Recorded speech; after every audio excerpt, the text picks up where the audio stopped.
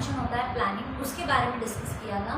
आज हम स्टार्ट करेंगे with the second function that is organizing. तो सबसे पहले ये जान लेते हैं कि ऑर्गेनाइजिंग मतलब क्या होता है।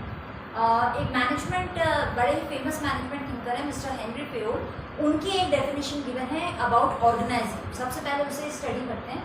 To organize a business is to provide it with everything useful, यानी कि जब हमें बोला जा रहा है कि आपको चीज़ों को ऑर्गेनाइज करना है तो हमें क्या करना है कि अपने बिजनेस को वो सारी चीज़ें अरेंज करके देनी है जो कि बिजनेस के लिए यूजफुल है टू इट्स फंक्शनिंग, यानी कि बिजनेस के फंक्शन करने के लिए, बिजनेस के ऑपरेट करने के लिए, वर्क करने के लिए वो सारी चीज़ें अरेंज करना जो कि बिजनेस के लिए यूजफुल साबित होंगी, चाहे वो रॉ मटेरियल हो, चाहे मशीन्स हो, चाहे टूल्स हो, चाहे कैपिटल हो, चाहे पर्सोनल हो यानी कि लेबर हो काम करने वाला। तो ये सारे क्या हैं, डिफरेंट चीज़ें हैं जो कि हमारे बिजनेस के फंक्शनिंग के लिए बहुत ज़्यादा इंपॉर्टेंट है। जब इन सभी चीज़ों को हम एक सिस्टमैटिक तरीके से अरेंज कर लेते हैं that is known as organizing. अगर हम इसे सिंपल शब्दों में समझें तो what is organizing? Arranging everything in orderly form and making most efficient use of resources, यानी सभी चीज़ों को एक ऑर्डर में, एक सिस्टमैटिक मैनर में अरेंज करना और फिर सभी चीज़ों को फुल यूटिलाइजेशन करना, बहुत अच्छी तरीके से इफेक्टिवली एंड एफिशिएंटली यूटिलाइज करना, that is known as organizing. तो आज जो है हम ऑर्गेनाइजिंग के बारे में पढ़ना शुरू करने वाले हैं कि बिजनेस में किस तरह मैनेजमेंट का सेकंड फंक्शन का रोल प्ले किया जाता है, क्या इंपॉर्टेंस है ऑर्गेनाइजेशन का इन आर बिजनेस। तो सबसे पहले हमने डिस्कस कर लिया कि भाई ऑर्गेनाइजिंग होता क्या है। अब हम उसका प्रोसेस स्टार्ट करते हैं कि भाई अगर हमें बोला जाए कि आपको ऑर्गेनाइज करना है कुछ भी, एनीथिंग आपको ऑर्गेनाइज करना है, चाहे आपको बिजनेस ऑर्गेनाइज करना है, चाहे आपको अपने स्कूल में एनुअल फंक्शन ऑर्गेनाइज करना है, या चाहे आपको अपने घर में एक बर्थडे पार्टी ऑर्गेनाइज करनी है, तो प्रोसेस क्या रहेगा आपका ऑर्गेनाइजेशन का, आइए उसे जानते हैं। इसके अंदर बेसिकली प्रोसेस के अंदर 4 स्टेप्स हैं, वन बाय वन डिस्कस करते हैं। पहला स्टेप है identification and division of work, यानी कि आपका जो भी वर्क है जिसको कि आपको ऑर्गेनाइज करना है, सबसे पहले उसे आइडेंटिफाई कीजिए, उसे पहचानिए और फिर उस काम को डिवाइड कर दीजिए। देखिए किस तरह, identifying and dividing the work into smaller jobs, यानी कि सबसे पहले हमने उसकी पहचान की, उसे आइडेंटिफाई किया कि आखिर में हमारा वर्क क्या है, हमें करना क्या है। उसके बाद हम क्या करेंगे, उसे स्मॉलर यूनिट्स के अंदर डिवाइड करेंगे, यानी छोटे छोटे जॉब्स के अंदर हम उसे डिवाइड कर देंगे ताकि हम अपने काम को एक सिस्टमैटिक पैटर्न से कर सकें।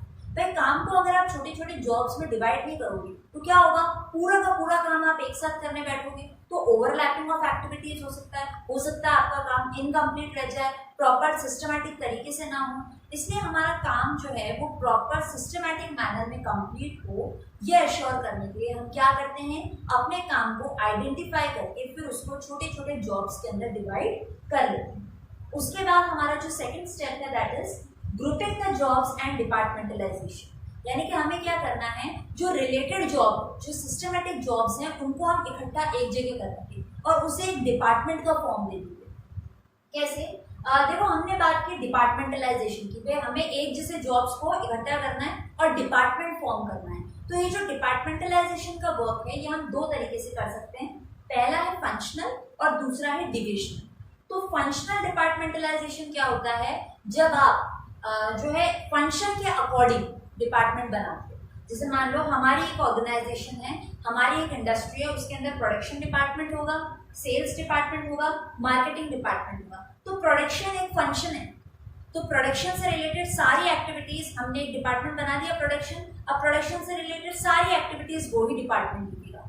उसके बाद हमने एक डिपार्टमेंट बना दिया सेल्स, तो सेल्स से रिलेटेड शुरू से एंड तक सारी एक्टिविटीज वो सेल्स डिपार्टमेंट संभालेगा।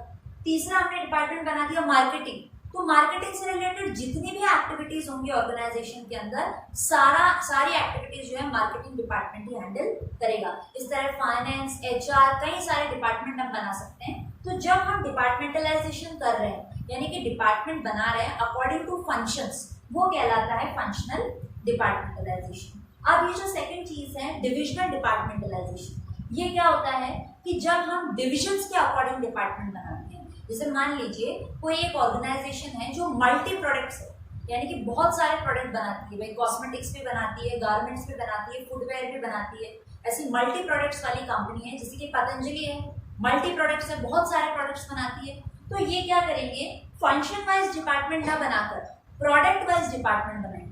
जैसे मान लीजिए एक डिपार्टमेंट हो गया गारमेंट का, अभी गारमेंट वाले डिपार्टमेंट में गारमेंट्स का प्रोडक्शन, सेल्स, फाइनेंस, डिस्ट्रीब्यूशन सब कुछ ये डिपार्टमेंट है। फिर नेक्स्ट डिपार्टमेंट हो गया फुटवेयर का, तो फुटवेयर से related production, sales, finance, marketing सब कुछ जो है फुटवेयर का डिपार्टमेंट ही देगा।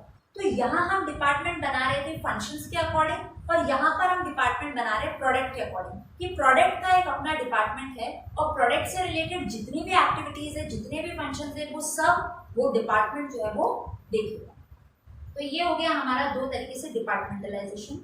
सबसे पहले हमने क्या किया था कि वर्क को आइडेंटिफाई करके उसे डिवाइड कर लिया छोटे छोटे जॉब्स में, और सेकंड हमने क्या किया कि सिमिलर जॉब्स को ग्रुप करके डिपार्टमेंट क्रिएट कर दिया, वो भी दो तरीके से, फंक्शनल और डिविजन। नाउ थर्ड जो हमारा पॉइंट है प्रोसेस के अंदर, that is assignment of duties as per the ability of the individuals. में हमने वर्क आइडेंटिफाई कर दिया, डिवाइड भी कर लिया छोटे छोटे जॉब्स में, डिपार्टमेंट्स भी बना दिए। अब डिपार्टमेंट के अंदर काम करेंगे लोग, तो लोगों को हमें ड्यूटीज जो है असाइन करने पड़ेगी, ड्यूटीज अलॉट करने पड़ेगी कि भाई आपका ये काम है, इस डिपार्टमेंट के अंदर आपको ये वर्क करना है, इस डिपार्टमेंट के अंदर आपकी ये रिस्पॉन्सिबिलिटी है। तो जब तक हम वर्क असाइन नहीं करेंगे, ड्यूटीज असाइन नहीं करेंगे, लोग रिस्पॉन्सिबल फील नहीं होंगे और लोग अपना काम सिस्टमेटिक तरीके से नहीं करेंगे। भाई आपको पता है कि ये आपकी ड्यूटी है तो आपको वो पूरी करनी है, इसलिए ये असाइनमेंट ऑफ ड्यूटीज बहुत इंपॉर्टेंट है, बहुत जरूरी है। और ये भी किस तरह की जाती है कि अगले बंदे की एबिलिटी, उसकी स्किल्स, उसकी क्वालिफिकेशंस के ऊपर डिपेंड करता है कि हमें उसे कौन सा काम देना है। एक बार आपने उसे वो ड्यूटी अलॉट कर दी, अब हमेशा वो वही ड्यूटी करेगा जब तक कि वो उस काम में स्पेशलाइज नहीं हो जाता है।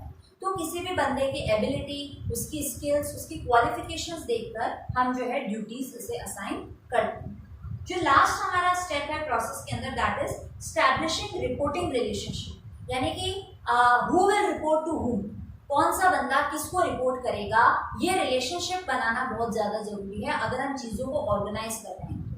यहाँ पर रिलेशनशिप से मतलब है कि हमें सुपीरियर और सबऑर्डिनेट के बीच में रिलेशनशिप बताना है। फिर सबसे पहले तो हमें ये जानना है कि सुपीरियर क्या होता है। फिर जिसके पास हायर अथॉरिटी है, ज्यादा पावर है, वो होता है सुपीरियर, यानी कि आपका बॉस, और उसके नीचे काम करता है सबऑर्डिनेट, जिसके पास कम अथॉरिटी है। ठीक है, तो कहने का मतलब है कि लास्ट वाला जो स्टेप है उसके अंदर हम क्या कर रहे हैं, हम देख रहे हैं कि अथॉरिटी क्या है और रिस्पॉन्सिबिलिटी क्या है, यानी कि पावर किसे कितना दिया गया है और किसे कितनी जिम्मेदारी दी गई है। उसके साथ ही हम ये भी समझ रहे हैं कि भाई सुपीरियर कौन है, सबऑर्डिनेट कौन है, कौन किसको रिपोर्ट करेगा, कौन किसके वर्क का सुपरविजन करेगा और कौन वर्क को कंप्लीट करेगा। तो ये जो पूरा सुपीरियर सबऑर्डिनेट रिलेशनशिप है, ये हमें असाइन करना पड़ेगा, तैयार करना पड़ेगा, ताकि काम भी चलता रहे और काम का सुपरविजन भी होता रहे। कहने का मतलब है कि एक पूरा स्केलर चेन वाला जो कॉन्सेप्ट है, जो हमने प्रिंसिपल्स ऑफ मैनेजमेंट में पढ़ा था, उसे हम फॉलो करेंगे कि भाई अबव हायरार्की है, उससे बिलो हायरार्की, उससे नीचे वाली हायरार्की और सबसे लोएस्ट हायरार्की। एक जो पूरा लेवल होता है, हायरार्कियल लेवल होता है, वह टॉप लेवल, मिडिल लेवल और लोअर लेवल, इसको पूरा मेंटेन करते हुए हमें चलना है, ताकि पता रहे कि कौन काम का सुपरविजन करने वाला है और कौन काम करने वाला है, हु विल रिपोर्ट टू हू। तो हमने देखा कि ऑर्गेनाइजिंग प्रोसेस के अंदर मेनली 4 स्टेप्स हैं। पहला, हमने वर्क को आइडेंटिफाई किया और वर्क को छोटे छोटे जॉब्स में डिवाइड किया। दूसरा, हमने सिमिलर टाइप की जॉब्स को जो है एक जगह करके उसको डिपार्टमेंट का फॉर्म दिया, और वो भी जो है हम 2 तरीके से कर सकते हैं। फंक्शंस के अकॉर्डिंग कर रहे हैं तो फंक्शनल डिपार्टमेंटलाइजेशन, और प्रोडक्ट के अकॉर्डिंग कर रहे हैं तो डिविजनल डिपार्टमेंटलाइजेशन। उसके बाद हमने ड्यूटीज को असाइन किया, और फाइनली हमने जो है रिपोर्टिंग रिलेशनशिप मैनेज किया, एस्टैब्लिश किया, ताकि हमें पता चले कि who will report to who. So हमने पढ़ लिया what is organizing, what is the process of organizing. अब आगे चलते हैं, डिस्कस करते हैं regarding the importance of organizing और द सिग्निफिकेंस ऑफ ऑर्गेनाइजिंग। इसके अंदर कुछ पॉइंट्स हैं, वन बाय वन हमने डिस्कस करते हैं, जो कि आपको बताएंगे कि why organizing is important in any organization. पहला जो पॉइंट है, that is benefits in specialization. अभी हमने बात की कि भाई ऑर्गेनाइजेशन में क्या होता है कि बंदे की स्किल या क्वालिफिकेशन या एबिलिटीज के अकॉर्डिंग उसको ड्यूटी असाइन कर दी जाती है, और वो एक ही वर्क जो है अगेन एंड अगेन बार बार करता रहता है।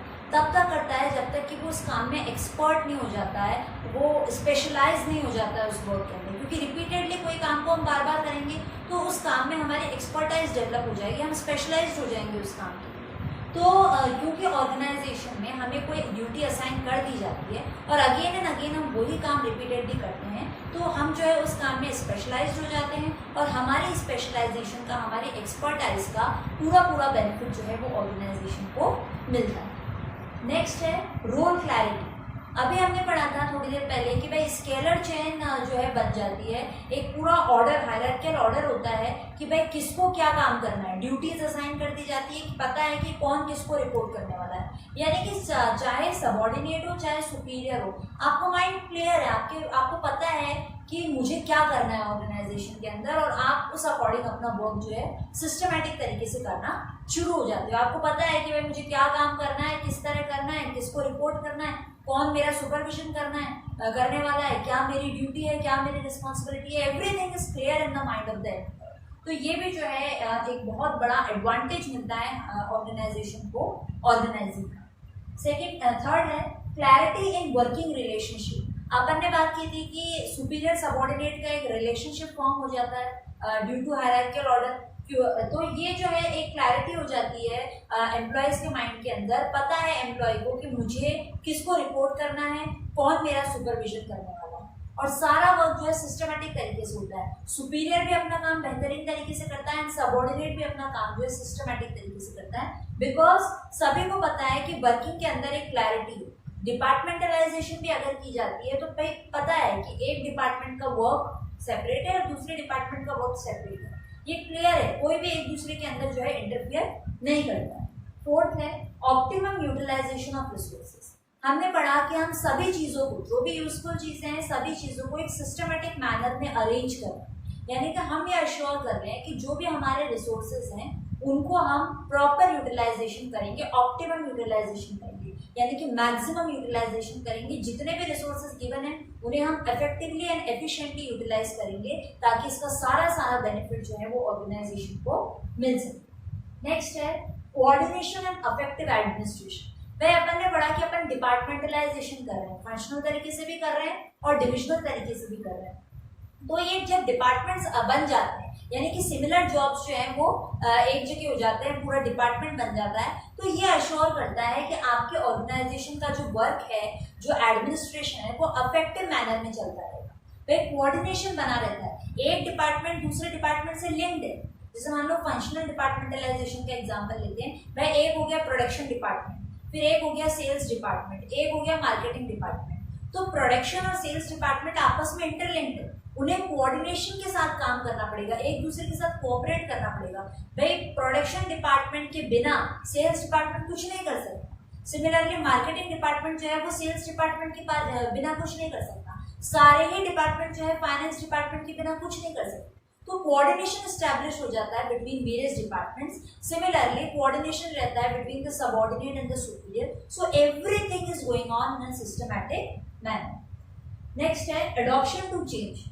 मान लो अगर हमें ऑर्गेनाइजेशन के अंदर या उसके पैटर्न के अंदर कुछ चेंज करना है, क्योंकि हमने थर्ड चैप्टर में पढ़ा है कि बिजनेस एनवायरनमेंट जो है वो फ्लेक्सिबल होता है, डायनेमिक होता है, काफी सारे चेंजेस उसमें आते हैं, और आपका ऑर्गेनाइजेशन बिजनेस एनवायरनमेंट के अंदर ही तो एस्टैब्लिश्ड है, तो नेचुरली उसके अंदर भी टाइम टू टाइम चेंजेस आते रहेंगे। तो जब हमने चीजों को ऑर्गेनाइज किया हुआ है, डिविजन ऑफ वर्क है, डिपार्टमेंटलाइजेशन है, तो चेंजेस को अडॉप्ट करना हमारे लिए बहुत आसान है। सिमिलरली हर लेवल पर, क्योंकि स्केलर चेन मेंटेन है, हायरार्किकल ऑर्डर मेंटेन है, टॉप मिडिल लोअर लेवल में जो डिवीजन ऑफ वर्क करा हुआ है, तो चेंजेस को कम्युनिकेट करना भी बहुत ही आसान रहता है। इसलिए चेंज जो है उसको आसानी से अडॉप्ट कर सकते हैं और उसे इम्प्लीमेंट भी आसानी से किया जा सकता है। नेक्स्ट पॉइंट है इंपॉर्टेंस का, एक्सपेंशन एंड ग्रोथ।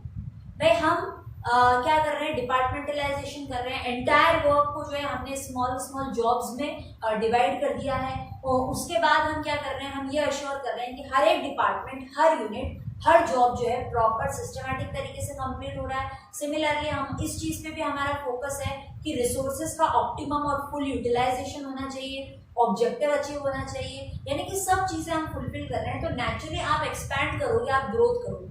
अगर आप एक के बाद एक नए नए डिपार्टमेंट्स क्रिएट करते जा रहे हो और सभी के अंदर जो है प्रॉपर सिस्टमैटिक तरीके से वर्क हो रहा है, तो आपको ग्रोथ होने से, आपको एक्सपैंड होने से नोबडी कैन स्टॉप। नेक्स्ट है हमारा डेवलपमेंट ऑफ पर्सनल। देखो ऑर्गेनाइजेशन के अंदर क्या होता है, हमने पढ़ा कि अथॉरिटी और रिस्पॉन्सिबिलिटी डिफाइन हो जाती है, यानी कि जो डेलीगेशन ऑफ अथॉरिटी होता है, अपनी अथॉरिटी को, अपने पावर को डिस्ट्रीब्यूट करना अमंग द सबऑर्डिनेट्स, तो वो जो है मैनेजर्स कर लेते हैं आसानी से। जो भी रूटीन जॉब्स होता है वो अथॉरिटी, वो पावर जो है डेलीगेट कर लेते हैं। इससे क्या होता है, उनका वर्कलोड रिड्यूस हो जाता है और फिर उन्हें टाइम मिल जाता है कि वो न्यू टेक्नोलॉजीज के ऊपर रिसर्च करे, जो ग्रोथ एरियाज हैं उन पर फोकस करे, ताकि ज्यादा से ज्यादा एक्सपेंशन और ग्रोथ हो सके।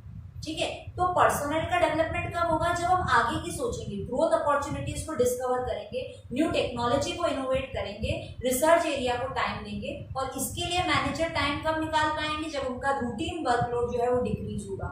रूटीन वर्कलोड डिक्रीज करने के लिए हम क्या कर रहे हैं, डेलीगेशन ऑफ अथॉरिटी, यानी हमारा जो भी पावर है उसे हमने डेलीगेट कर दिया, डिस्ट्रीब्यूट कर दिया अमंग द सबऑर्डिनेट्स, उनको रिस्पॉन्सिबिलिटी दे दी कि आपको ये रूटीन वर्क कंप्लीट करना है, ताकि मैनेजर्स अपना जो टाइम है वो इन अदर एरियाज पे लगा सके, ताकि आसानी से पर्सोनल का भी डेवलपमेंट हो सके एज वेल एज ऑर्गेनाइजेशन का भी डेवलपमेंट हो सके। So all these were the points